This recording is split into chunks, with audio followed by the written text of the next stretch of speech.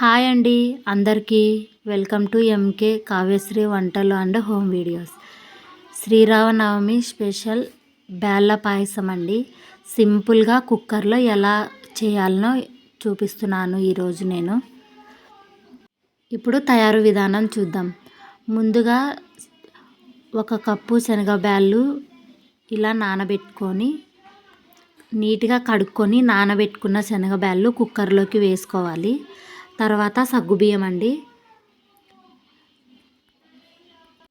సగ్గుబియ్యం కూడా కడుక్కొని ఇలా కుక్కర్లోకి వేసుకోవాలి. తర్వాత ఉప్మా రవ్వ అండి, సూజీ మనం ఉప్మా చేసుకుంటాం కదా, ఆ రవ్వ కడుక్కొని కుక్కర్లో వేసి ఒక చిన్న గ్లాస్ నీళ్లు పోసి దాంట్లో కొంచెం నూనె వేసి, నూనె ఎందుకంటే మనం విజిల్ కొట్టించేటప్పుడు మొత్తం పొంగిపోకుండా ఉంటుందండి నూనె వేస్తే.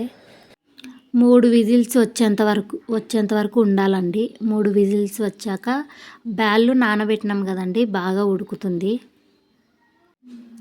3 విజిల్స్ వచ్చిన తర్వాత మూత తెరిచి చూస్తే ఇలా ఉందండి, బాగా ఉడికాయి.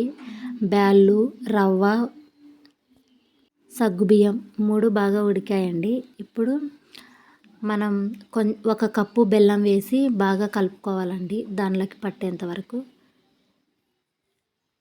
వీడియోలో చూపిస్తున్నట్టు కలుపుకోవాలండి.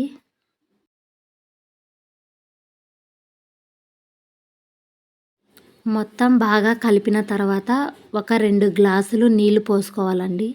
నీళ్లు పోసుకొని మూత పెట్టుకోకుండా ఒక 5 నిమిషాలు బాగా ఉడకనివ్వాలి. బాగా ఉడికితే అంతా బాగా దగ్గర పడి పాయసం బాగా వస్తుందండి. ఇలా బాగా ఉడికేటప్పుడు ఒక 2 యాలక బుడ్డలు దంచి వేసుకోవాలండి దాంట్లోకి.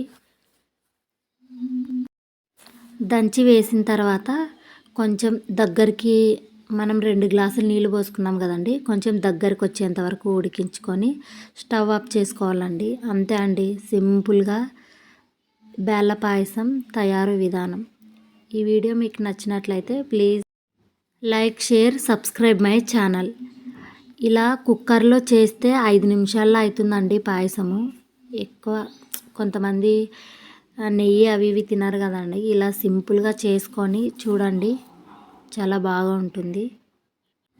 Thank you for watching.